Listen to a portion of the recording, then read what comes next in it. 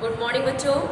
मैं उम्मीद करती हूँ आप बिल्कुल स्वस्थ होंगी और इधर आपकी पढ़ाई थोड़ी नहीं 2-4 दिन हो पाई थी। तो हम लोग काव्य में सूरदास को पढ़ रहे थे, सूरदास का भ्रमर गीत। उस भ्रमर गीत में चौथा और पांचवा पद आपको मैं पढ़ाई थी और छठवां पद भी मैं पढ़ाई हूँ। उसका वीडियो मैं आपको भेजी हूँ, लेकिन उस दिन थोड़ा सा गले में प्रॉब्लम थी, वो क्लियर नहीं हो पाया था, बीच में खांसी आने लगी थी, तो उसको मैं फिर से पढ़ा दे रही हूँ। ये छठवां पद भ्रमर गीत का ध्यान से देखिएगा। हमारी हरिहा लिरकी लकरी, मन क्रम बचन नंद नंदन उर यह दृढ़ करी पकड़ी।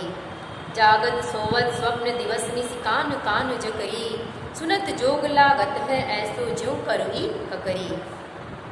सूतो व्याधि हम खोले आए देखी सुनी न करी, यह तो सूरति नहीं को सौंपो जिनके मन चकरी। सबसे पहले इसका प्रसंग देखिए। ये उस समय का वर्णन है जब कृष्ण गोपियों को छोड़कर मथुरा चले जाते हैं और ब्रज में गोपियाँ उनके वियोग में व्यथित हैं, और उसी समय निराकार ब्रह्म का संदेश लेकर उद्धव उन गोपियों के पास आते हैं और उन्हें निराकार ब्रह्म की बातें स्वीकार करने के लिए बाध्य करते हैं। तो गोपियाँ उद्धव से कहती हैं कि हे उद्धव, हमारे हरिहा लिरकी लकड़ी, हमारे लिए तो हमारे भगवान श्री कृष्ण हारिन पक्षी की लकड़ी की तरह है। अब आपके मन में आएगा हारिन पक्षी की लकड़ी की तरह क्यों उन्होंने कहा? इसलिए कहा, ये प्रश्न भी आपको पूछ सकता है। उन्होंने अपने आराध्य भगवान कृष्ण को हारिन की पक्षी की लकड़ी की तरह इसलिए कहा क्योंकि हारिन पक्षी जो होती है वो अपने पैर में एक तिनका, छोटा तिनका हमेशा दबाए रहती है। वो अपने पैर को कभी भी जमीन पे नहीं रखती, एक पल के लिए भी उसे वो छोड़ती नहीं है।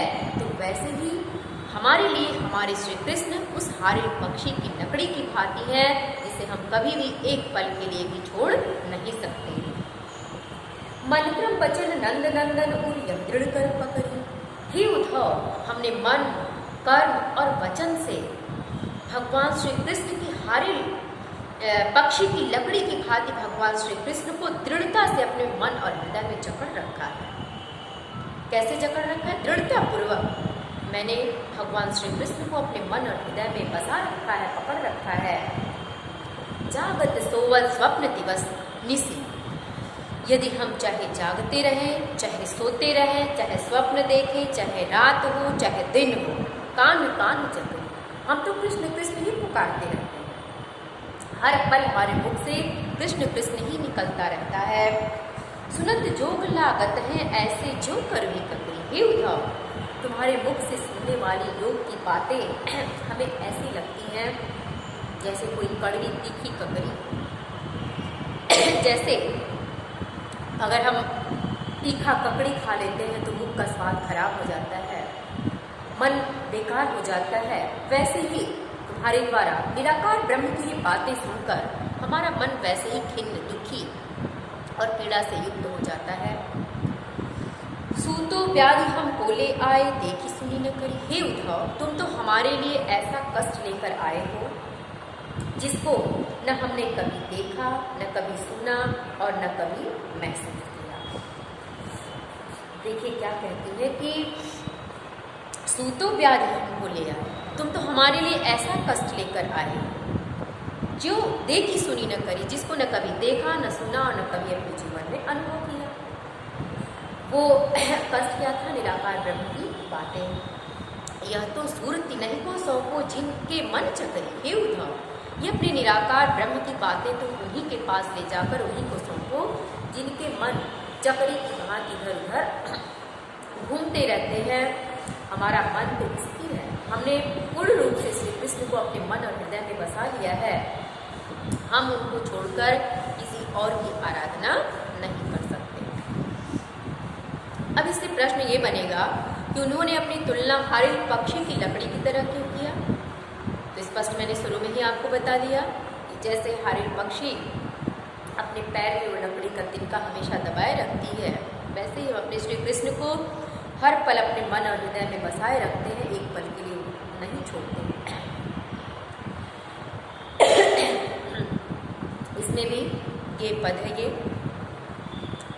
ब्रजभाषा है, अनुप्रास अलंकार की छटा है, और यहाँ पे देखिए उपमा अलंकार भी है, क्योंकि सुनत जोग लागत हो ऐसे जो करवी ककड़ी। यहाँ पे उपमा अलंकार की भी छटा आई है। तो मैं उम्मीद करती हूँ ये छठवां पद आप समझ गई होंगी। और बच्चों, मैं छंद का वीडियो पहले का बनाई हूँ, वो मैं आपको भेजूँगी, उस वीडियो को भी आप ध्यान से देखिएगा। चलिए अभी सातवां पद देखेंगे। ऊधव जोग जोग हम नाही। अब यहाँ देखिए अलंकार हम आप लोगों को पढ़ाए, उस अलंकार में आपको अनुप्रास, यमक, श्लेष, उपमा, रूपक, उत्प्रेक्षा इतना पढ़ाया गया जो आपके पाठ्यक्रम में है। यहाँ पहला शब्द आया है ऊधव जोग जोग हम ना। एक वाक्य लिखा है सर, क्या लिखा? ऊधव जोग जोग हम ना। अब यहाँ देखिए, अब यहाँ जोग और जोग शब्द दो बार आया। इस तरह से तो हम कह सकते हैं ये पुनरुक्ति प्रकाश अलंकार है, ठीक। लेकिन ये पुनरुक्ति प्रकाश अलंकार नहीं है, ठीक है। ये देखिए, ये पुनरुक्ति प्रकाश अलंकार नहीं है, ये आपका यमक अलंकार है। जो मैं पढ़ाई उस परिभाषा को ध्यान से देखिए। अब आपके मन में आएगा अब यमक अलंकार ये हुआ कैसे? तो यहाँ यमक अलंकार की परिभाषा है जहाँ एक ही शब्द दो बार आता है, दोनों का अर्थ अलग अलग होता है, वहाँ क्या होता है? अनुप्रास अलंकार, ठीक। अब यहाँ देखिए जोग जोग शब्द दो बार आया, दोनों का अर्थ अलग है। इस जोग का मतलब योग साधना है और इस जोग का अर्थ योग्यता है, ठीक। अब यहाँ गोपियाँ कहती है उद्धव से कि हे उद्धव, हम योग साधना के योग्य नहीं, ठीक। अगर दोनों का अर्थ एक ही होता तो ये पुनरुक्ति प्रकाश अलंकार हो जाता, ठीक। तो देखिए उद्धव जोग जोग हम ना। जब उद्धव निराकार ब्रह्म की बातें गोपियों से कहते हैं तो गोपियाँ उन्हें निरुत्तर करती हुई कहती कि हे उद्धव, हम योग साधना के योग्य नहीं है। अबला सार ज्ञान कह जाने कैसे ध्यान कराएं। हम तो अबला हैं, असहाय हैं, हम ज्ञान की ज्ञान की बातों को भला कैसे जान और समझ सकते हैं। हम अबला हैं, अबोध हैं, असहाय हैं, बुद्धिहीन हैं, तो कैसे ध्यान धराही। सार ज्ञान कह जाने, तो हम ज्ञान के सार को भला कैसे जान और समझ सकते, कैसे अपने ध्यान में समा सकते हैं। ते मूदन नयन कहत हो हरिमूर्त जिन माही। जो ईश्वर हमारे मन में देखे, हरिमूर्त तिन माही। हरिमूर्त अर्थात भगवान कृष्ण की जो छवि हमारे हृदय और मन में पहले से बसी हुई है, उसको पाने के लिए तुम कहते हो कि मूदन नयन कहता हूँ। तुम कहते हो कि आंखों को बंद कर लो, ध्यान लगा लो और तुम्हें ईश्वर की प्राप्ति होगी। तो वो तो पहले ही से हमारे मन और हृदय में विराजमान है, तो हम नेत्र बंद करके किसकी साधना करें? देखिए कि ते मूदन नयन कहता हूँ हरि मूर्त जिन माही। जिस हरि की मूर्त हमारे मन और हृदय में पहले से बसी हुई है, उसको पाने के लिए तुम कहते हो कि नेत्रों को बंद कर लो और साधना में लीन हो जाओ। तो मुझे ऐसा करने की कोई आवश्यकता तो समझ में नहीं आती। ऐसी कथा कपट की मधुकर हम ते सुनी न जाए। मधुकर किसके लिए कहा गया? उद्धव के लिए। हे उद्धव, ऐसी कपटपूर्ण बातें तुम हमसे न करो, क्योंकि ये बातें हमसे सुनी नहीं जाती। ऐसी कपटपूर्ण छलपूर्ण बातें हे उद्धव हमारे सामने प्रकट न करो, क्योंकि ये बातें हम सुन नहीं सकते हैं। श्रवण चीर सिर जटा बधाओ। तुम कहते हो अपने कानों को, श्रवण माने कान, कान को चिरवा लो, जटा बधाओ और सिर पे जटा बंधवा लो। और मतलब एक साध्वी का रूप धारण करने को कहते हो कि अपने को चिरवा के सिर पे जटा बांध लो, तो ये दुख कौन समाए। तो भला ये दुख हमसे सहा नहीं जाएगा, ये हम नहीं सह सकते कि हम कृष्ण को भुला दें और तुम्हारे कहने से कान को चिरवा लें और शीश पे जटा बंधा लें, ये हमसे सह नहीं होगी, नहीं, इसको हम कदापि स्वीकार नहीं कर सकते। चंदन तज अंग भस्म बतावत विरह अनल अतिदाय। तुम कहते हो कि चंदन का लेप लगाना छोड़ करके शरीर में राख का लेप लगाओ, क्योंकि पहले के साध्वी लोग शरीर में राख का लेप करते थे।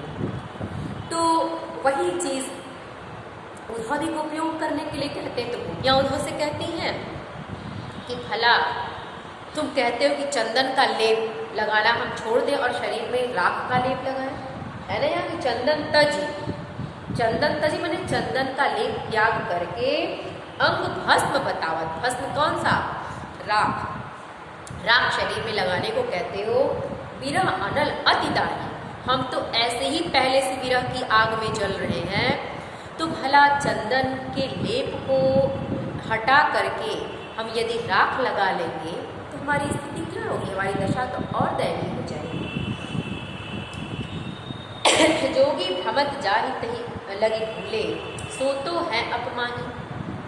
योगी लोग जिस ब्रह्म को पाने के लिए वनों में दर दर की ठोकरें खाते हैं, सो तो है अपमानी, वो तो अपने आप मुझे मिला हुआ है।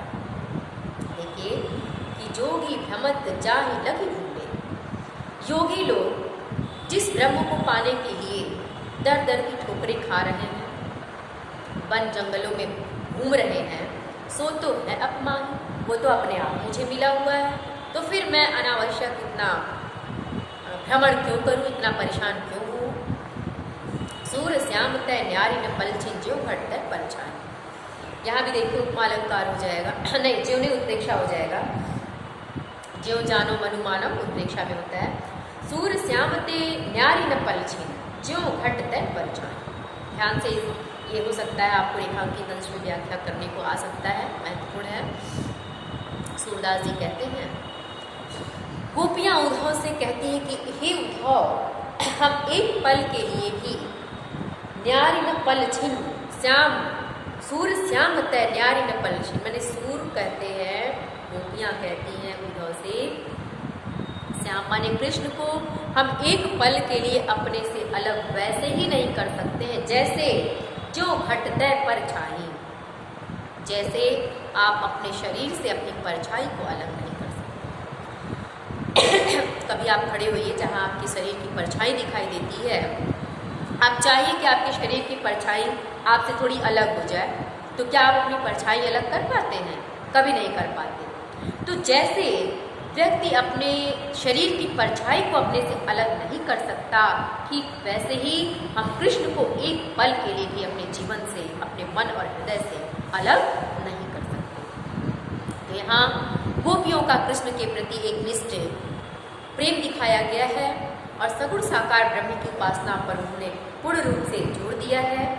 और यहाँ देखिए अनुप्रास अलंकार, उत्प्रेक्षा अलंकार, उपमा अलंकार की भी छटा है, ये पद है, ब्रज भाषा है, माधुरी गुण है। तो मुझे लगता है बेटा आप ये दूसरा, छठवां, सातवां पद समझ गई होंगी। अगला पद हम लोग कल पढ़ेंगे। Thank you.